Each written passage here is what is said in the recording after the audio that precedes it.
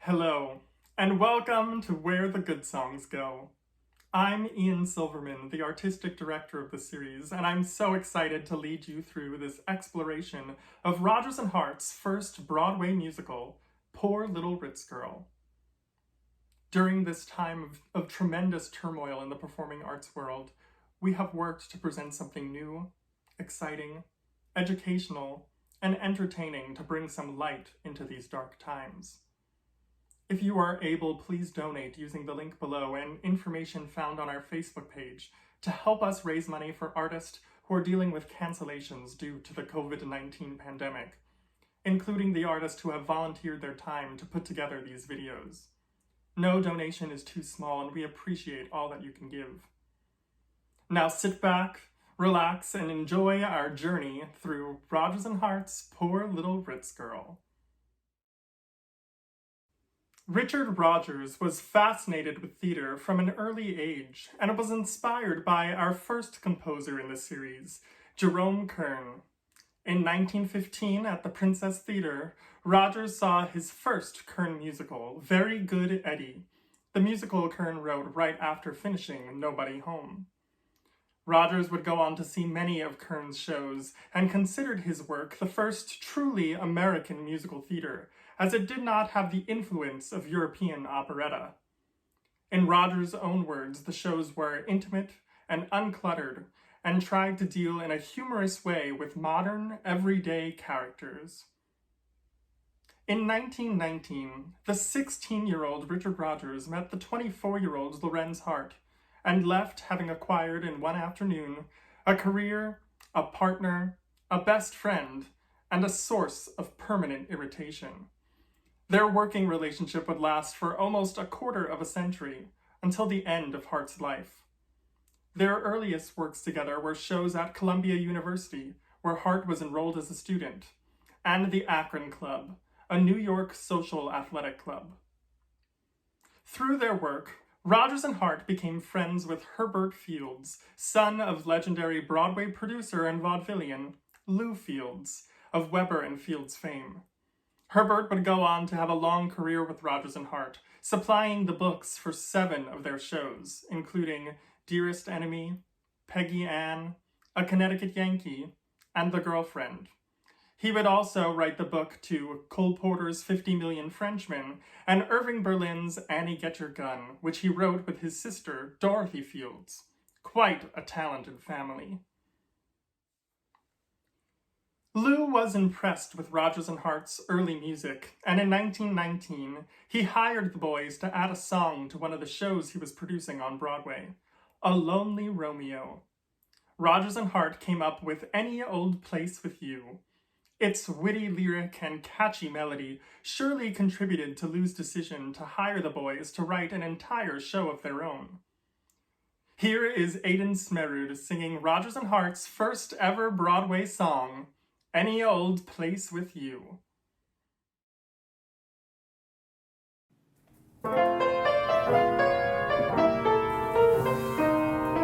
There is a railroad around Lover's Lane, and the conductor is you. My heart goes faster than any old train, right on schedule too. All is ready for our honeymoon, I've a route in view. Our express leaves morning, night, and noon. Travel with me, please do. We'll melt in Syria, freeze in Siberia, negligee in Timbuktu. In dreamy Portugal, I'm gonna Portugal. Ancient Rome will paint anew. Life would be cheerier on Lake Superior. How would Pekin do? I'm gonna Korea in California, any old place with you. We'll madly fly over hill and down dale in little Cupid's Express. I'm at the throttle and I'll never fail if you answer yes. Come with me and let me be your guide. 1 + 1 is 1. Then our headlights never can collide till life's long road is done. In Old Virginia or Abyssinia, we'll go straight to Halifax. I got a mania for Pennsylvania, even ride in London hacks. I'll call each Budapest, you like in Budapest, over far Peru. I'll go to hell for ya or Philadelphia, any old place with you.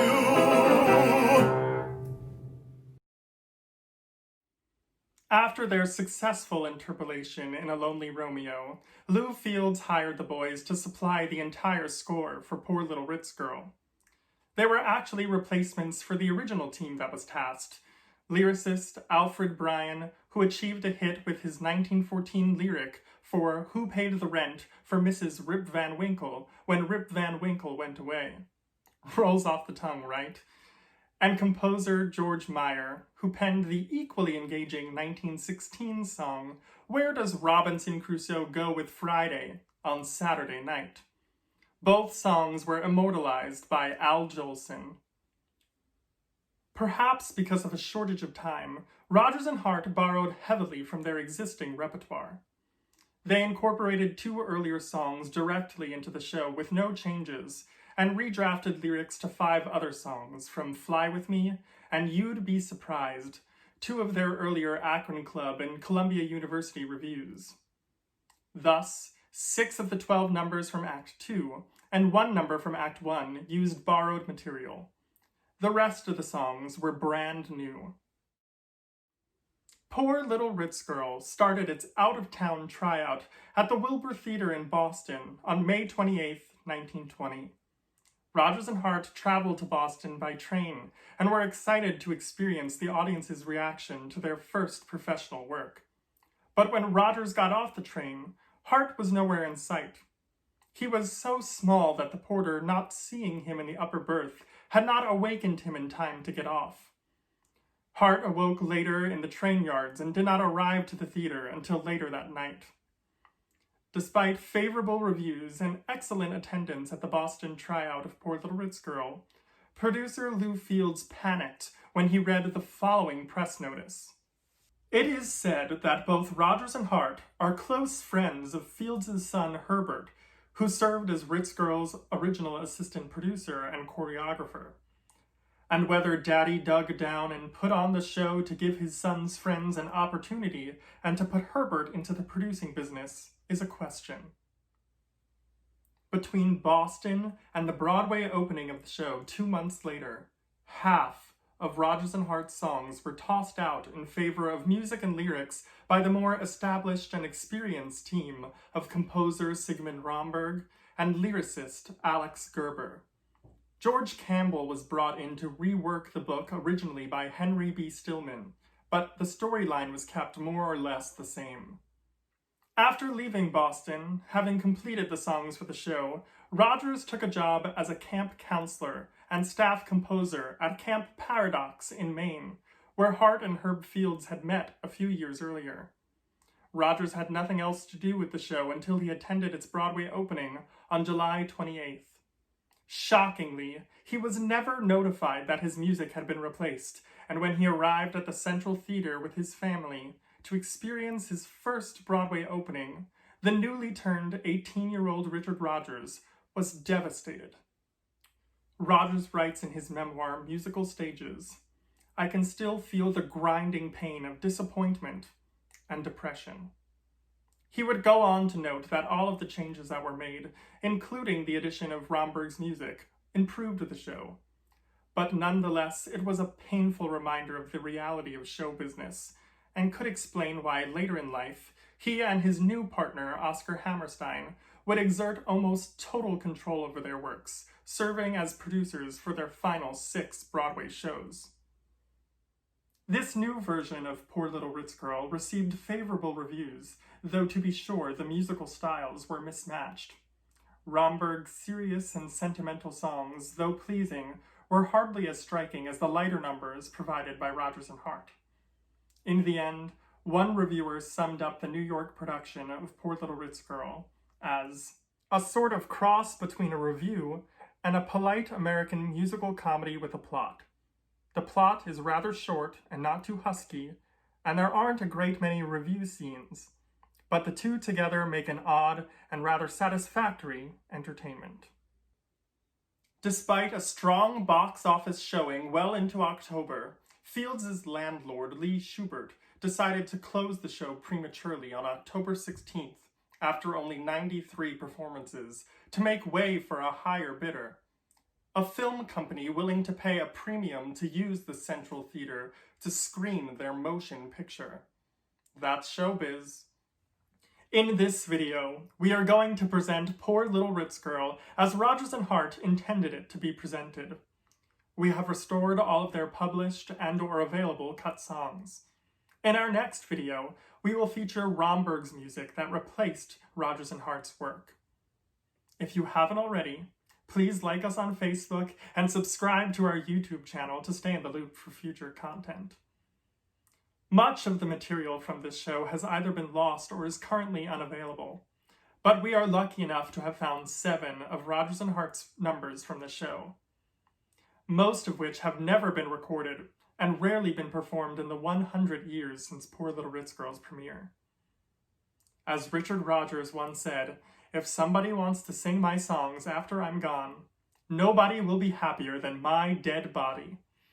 Well, Mr. Rodgers, this one's for you.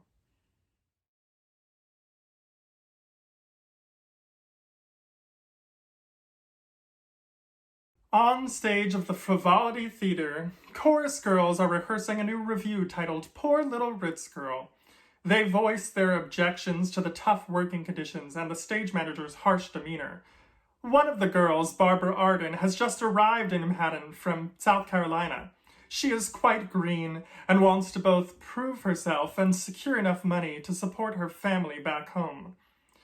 She figures that her past experience singing in church qualifies her for a chance at Broadway. Given 6 lines to speak, she senses that she's well on her way to becoming a star. Finally, the rehearsal ends. 4 of the girls, Madge, Lillian, Sweetie, and Barbara, continue their complaining outside the stage door as they lament their measly $35 a week salary. They decide to pool their resources and throw a post-rehearsal potluck dinner at Barbara's new apartment.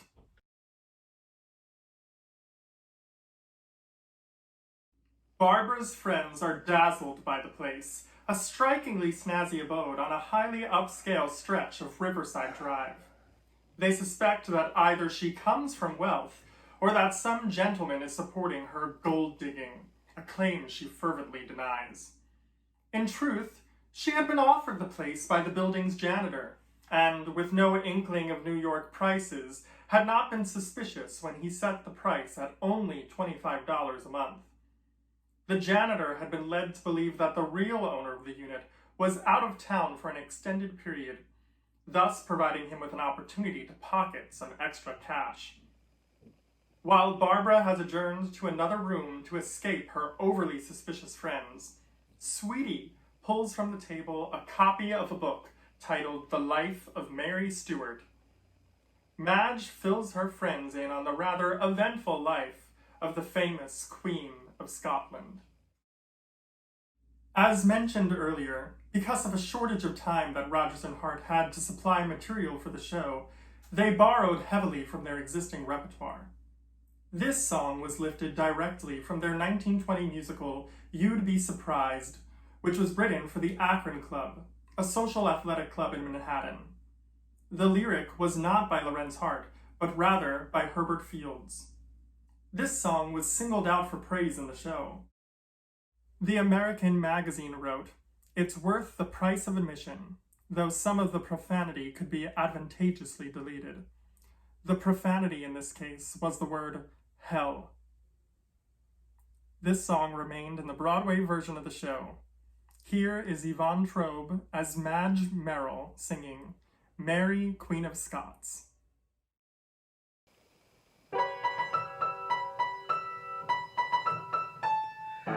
Mary Stuart was a queen in 1563. Her life takes up 10 pages of an English history. She had 3 husbands, which all died, and 2 ensnare. A 4th she tried. With a king she wasn't satisfied. Mary was a pip.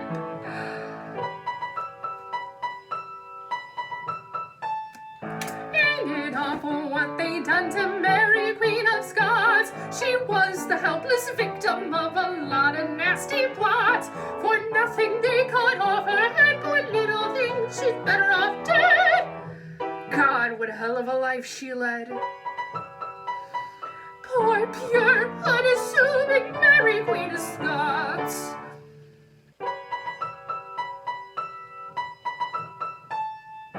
Mary Stuart was a peach for 1563, but after they removed her head, there wasn't much to see. Mary's life was short but sweet. She had the kingdom at her feet. Gee, what a gorgeous death to meet. Her send-off was immense.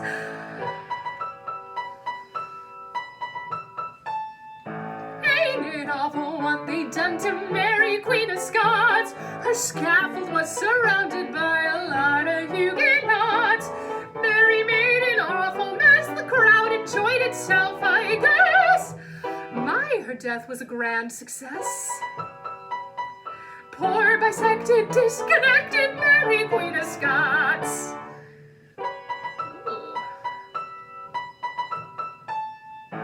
Mary Stuart's sister was Elizabeth the Queen. When she was young, her only plaything was the guillotine. So when Mary went astray, Lizzie found her in the way. So she declared a holiday, and off went Mary's head.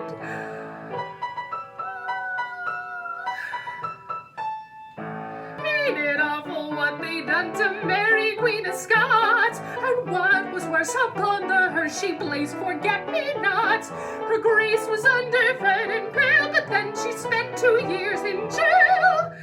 Ain't it an awful dismal tale? Poor, weak, undernourished Mary, Queen of Scots. After Madge's performance, Barbara returns and makes amends with her accusatory friends. After dinner, and with her friends departed, she settles in, and is sitting by the fire in a pink and white negligee, when she is interrupted by an intruder, who turns out to be the real apartment owner, the wealthy bachelor, William Billy Pembroke. Billy goes so far as to pull a gun on Barbara.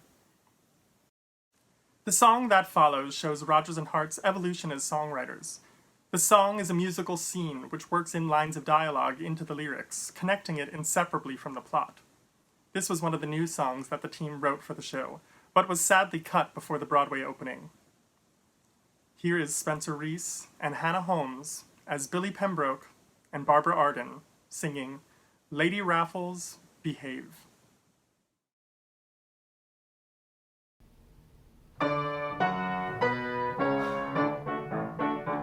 I must insist that you throw up your hands. Don't think that I'm a brute. Look out, the gunmen shoot. Don't move, stand back. Now I give the commands. This is a shame, I'm not to blame. Let's have your name and what's your game? If you would chat, remove the gat. I rented this apartment, I can even show my lease. I'm paying $25 a month. I see rents can decrease. You're unconvincing in your claims, but quite a charming Jesse James. Lady Raffles robbed me of gold, and I'll not betray you. In your pack my silver enfold. Come, I'll not delay you. Steal my honor, steal my good name, rob me of my affection. But if you knew what a heart meant, you would leave me my apartment. Lady Raffles, behave.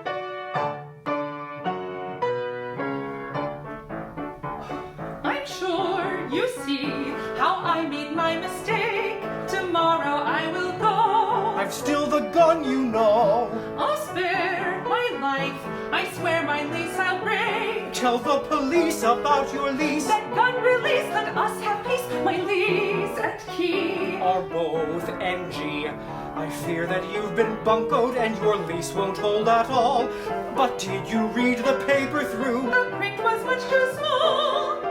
But nowadays, please bear in mind, a good flat's mighty hard to find. Lady Raffles rob me of gold, and I'll not betray you. In your pack, my silver enfold. Come, I'll not delay you. Steal my honor, steal my good name. Rob me of my affection. But if you knew what a heart meant, you would leave me my apartment. Lady Raffles, behave.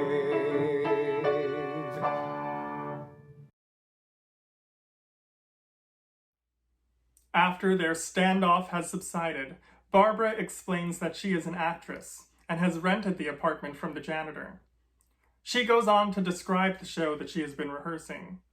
The stage darkens and the scene transitions back to the theater and the earlier rehearsal. Poor Little Ritz Girl was lauded by critics for the innovative way in which the production transitioned from the apartment to the theater for these flashback performances. This unleashed the opportunity as lyricist relished to write satirical words that had nothing to do whatsoever with the story at hand. This song plays on Prohibition. The song was cut from the Broadway opening, but would be reused 1 year later in Rodgers and Hart's Columbia University musical, You'll Never Know. Here is the female company of Poor Little Ritz Girl, led by Sophie Thompson, singing, "Let Me Drink in Your Eyes."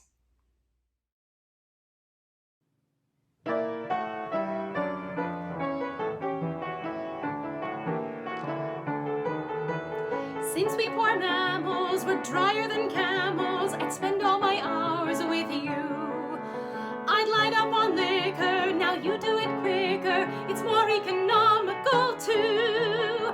You've made me an amorous stew. I'll do my drinking in your eyes. Their cordial welcome puts me wise. Rosy tips of ruby lips are redder than claret. How can you compare it? And I'll never long for Scotch or rye.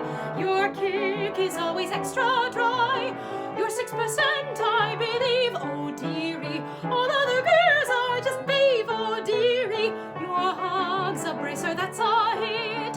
I want no chaser after it. My thirst will rise for intoxication. It cries, let me drink in your eyes. We'll do our drinking in your eyes. Their cordial welcome puts us wise. Rosy tips of ruby lips are redder than claret. How can you compare it? And we'll never love for Scotch or rye. Your kick is always extra dry. You're 6%, we believe, oh dearie. All other girls are just babe, oh dearie. Your hug's a bracer, that's a hit. We want no chaser after it. Our thirst will rise for intoxication. It cries, let us drink in your eyes.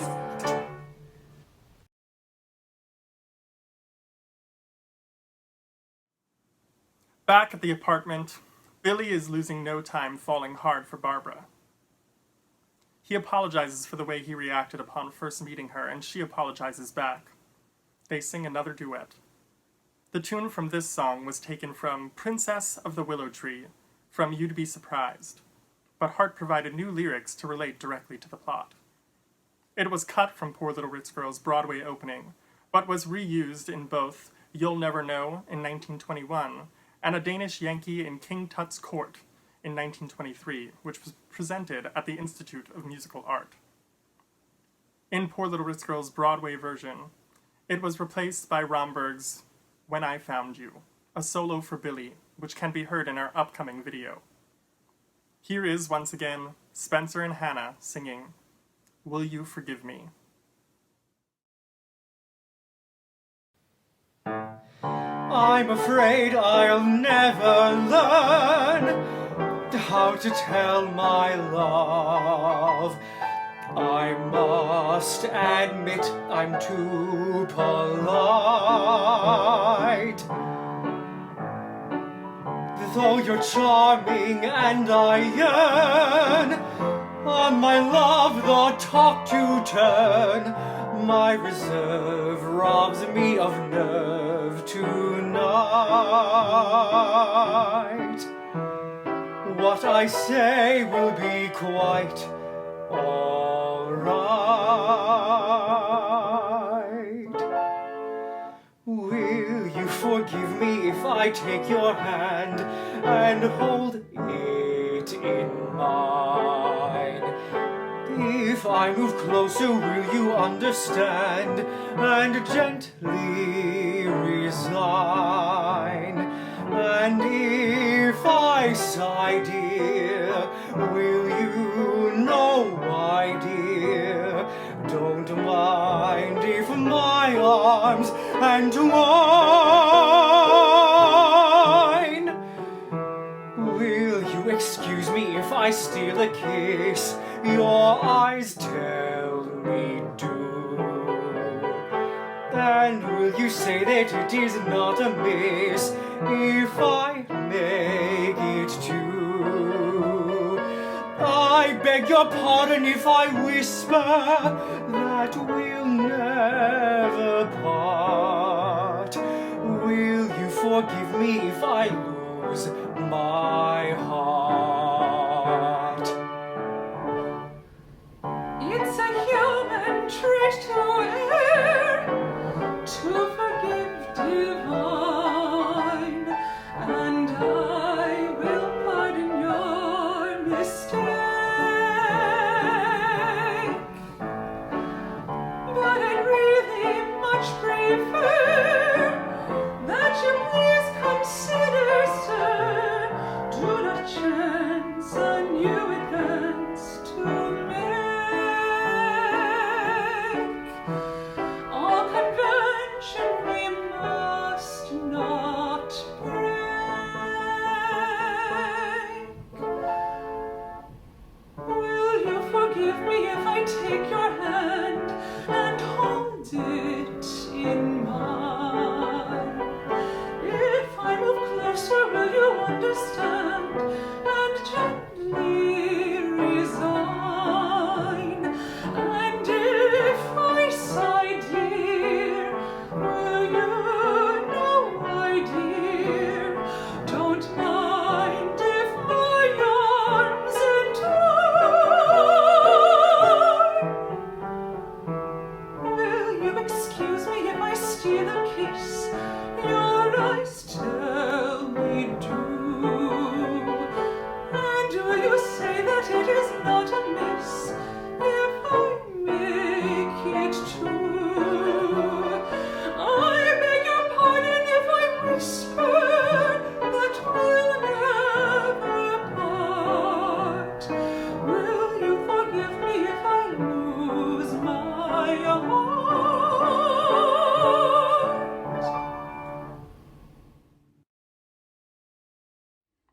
With their duet finished and their love growing, Barbara has little difficulty in convincing Billy that the late hour precludes her from doing anything but spending the night at his apartment. She promises she'll find her own place as soon as the show opens, but suggests, to avoid any impropriety, that Billy finds another place to spend the night. Letting propriety indeed get the best of him, Billy phones his bachelor psychiatrist friend, Dr. Russell Stevens, and asks that he come over and act as chaperone. Upon his arrival, Russell, knowing exactly what to do in support of his friend, claims that Billy is suffering from all sorts of medical maladies, cannot be moved and requires constant care. Billy wastes no time as soon as Russell steps out for some medicine in reaffirming his love for Barbara. Russell soon returns, and all three wind up spending the night in the apartment, with Barbara locking herself in one of the bedrooms as the curtain falls, ending Act 1.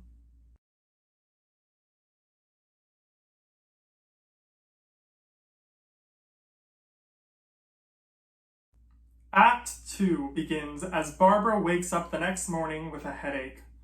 Russell claims that he can cure it with hypnosis, and with Barbara supposedly under his spell, he and Billy quiz her about her past and her feelings for Billy. The following song is one of the earliest examples of the influence of Sigmund Freud on Broadway. It doesn't get more Freudian than the opening line to the refrain, "You tell me what you're dreaming, I'll tell you whom you love." Rodgers always referred to this song in showcasing Hart's genius with words. The tune was lifted from "Don't Love Me Like Othello," which was used in both You'd Be Surprised and Fly With Me. This song is another innovative example of creating musical dialogue through song.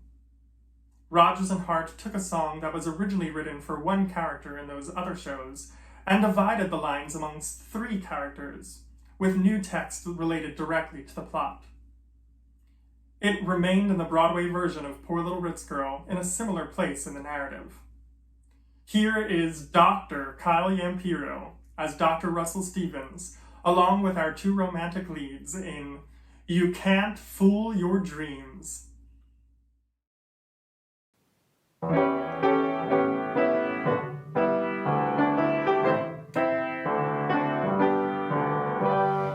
Look into my eyes again, take her pain away. Read my eyes, you'll see your pain is better. Yes, there isn't any pain. Do just what I say. One deep breath, now rest a while you may. You're a little sleepy now, a tired spell will creep. Nod your head and close your eyes, and you are asleep. You tell me what you're dreaming, I'll tell you whom you love. In dreams your heart is scheming, for him you're dreaming of. Your modesty can't hide it, you lose control it seems. When you're asleep there's no concealing a feeling appealing. When little love thoughts come a-stealing, because you can't fool your dreams.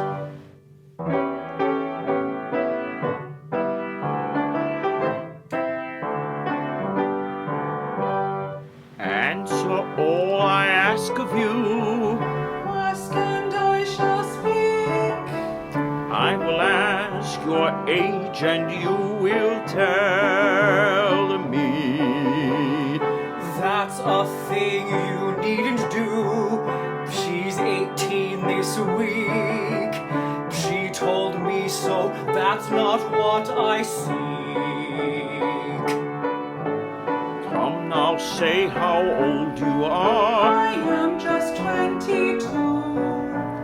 When a maiden is asleep, all she says is true. You tell me what you're dreaming, I'll tell you whom you love. In dreams your heart is scheming, for him you're dreaming of. Your modesty can't hide it, you lose control it seems. When you're asleep there's no concealing a feeling appealing. When little love thoughts come a-stealing, because you can't fool your dreams. Russell leaves and Barbara's friends show up to escort her to rehearsal. Wanting to avoid a scandal, she asks Billy to stay out of sight. But when the girls see a piece of men's clothing, they know that their earlier suspicions have been confirmed. With the claim of a headache, Barbara begs out of rehearsal, wanting to stay home and tend to the supposedly ailing Billy. She chases the girls after with a note from Russell claiming that she is too ill to attend the rehearsal. In her brief absence, Billy pores over a box of mementos from his ex-girlfriends, trying his best to keep them out of his mind.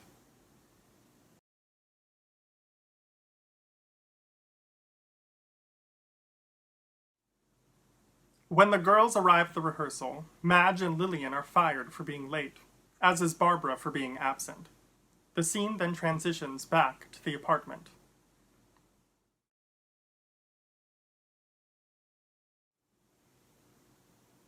Barbara's sister Dorothy arrives at the apartment and muses about finding love herself.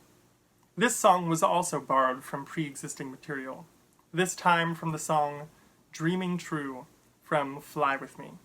New lyrics were provided by Hart, however. This song remained in the Broadway version, but was moved to early on in the first act. Here is Sadie Spivey as Dorothy Arden singing Love Will Call.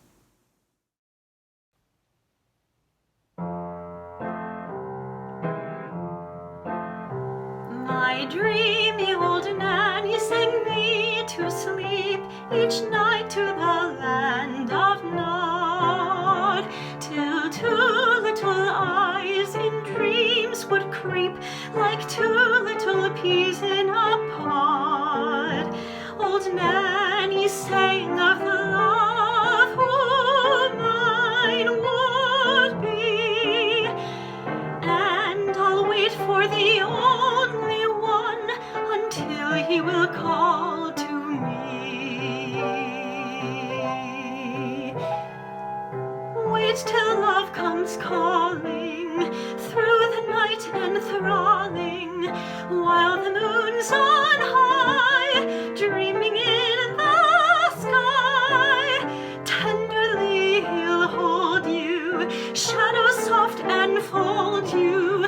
Wait until your dreams come true and love will call to you.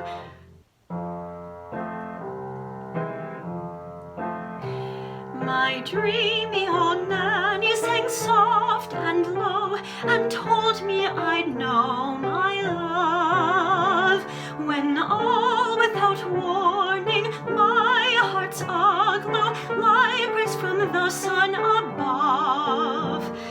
Day by day I am waiting faithfully,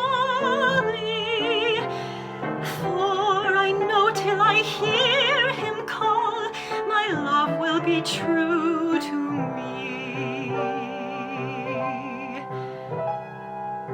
Wait till love comes calling through the night enthralling, while the moon's on high, dreaming in the sky.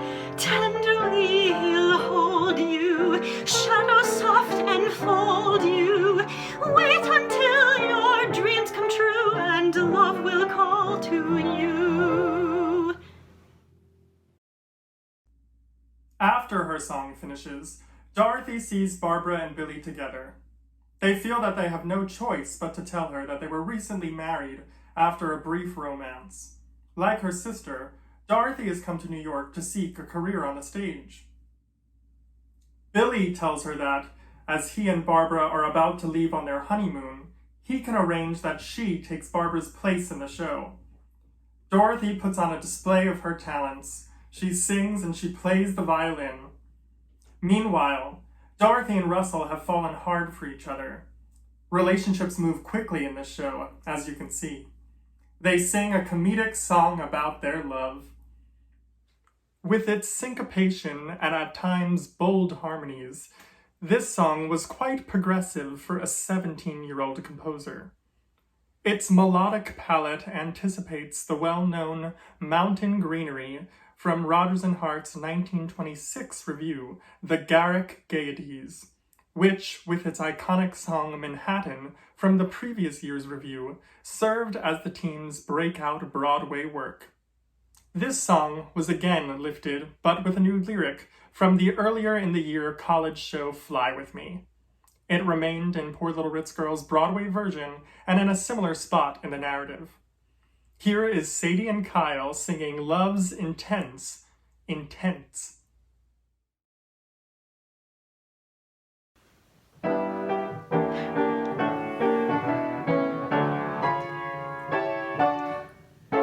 Summer breeze is blowing, soon we will be going camping.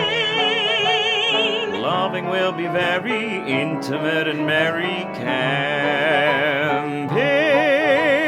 Rents increase, we won't renew our city lease. We will go where rent bills all will cease. Not a cent of rent in our tent in paradise.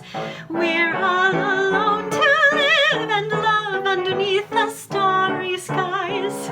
My lady, pay your rent with love to your grandlord. I've a lease with Cupid, the landlord. Love's intense, intense in our paradise.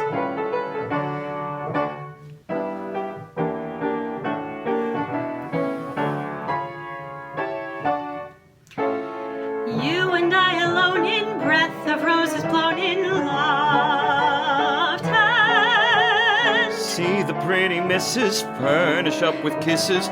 Love tent. Every day we'll throw the little coins away, and the landlord with our love will pay. Not a cent of rent in our tent in paradise. We're all alone to live and love underneath the starry skies. My lady, pay your rent with love to your grandlord. I've a lease with Cupid, the landlord. Love's intense, intense in our paradise.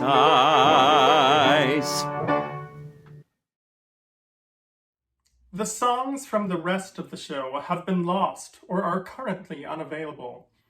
But here's how the story finishes. Hold on tight. It's a wild ride. Complications ensue when Billy's wealthy Aunt Jane shows up at the apartment, empty now except for Russell. She is the source of Billy's wealth and has come to invite him to a party where he can meet a quote-unquote nice girl. Barbara, Billy, and Dorothy return to the unit. Aunt Jane becomes furious when Barbara is introduced as Billy's wife. He and his aunt had an agreement that she would have to approve of his bride before marriage. Ironically, this plotline is eerily similar to Nobody Home, which also featured a discontented Aunt Jane. As if the plot weren't thick enough already, Madge and Lillian drop in and are led to believe that Billy is married to Dorothy. In the hubbub, unaware of this claim, Billy blurts out that he and Barbara are not really married. Barbara is irate as everyone but she and Billy depart. He tries to convince her that their mutual love is real. Russell and Dorothy return as Billy escorts Barbara to the theater for the dress rehearsal. Russell and Dorothy follow suit. After the rehearsal, Dorothy and Russell, along with Madge and Lillian, have returned to the apartment. Barbara phones and informs her sister Dorothy that she and Billy were actually married after the rehearsal. She wanted to see if Aunt Jane is still there before coming up. Of course, per Broadway formula, the entire chorus of Poor Little Ritz Girl has shown up at the apartment to shower the newlyweds with rice upon their arrival. When the door opens, however, it is not the couple, but rather Aunt Jane. As everyone hides, Russell timidly informs her that Billy and Barbara are married.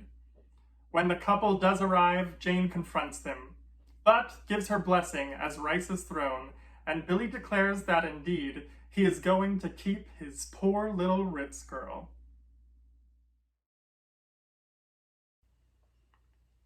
Thanks for joining us for this exploration of Rodgers and Hart's 1920 musical, Poor Little Ritz Girl. Join us next time as we explore Romberg and Gerber's contributions to the Broadway score. We hope you've enjoyed, and if you are able, please donate using the link below and information on our Facebook page to help us raise money for artists who are dealing with cancellations due to the COVID-19 pandemic, including the artists who have donated their time and talents to put these videos together for you. Thanks, and until next time, thanks for joining us, where the good songs go.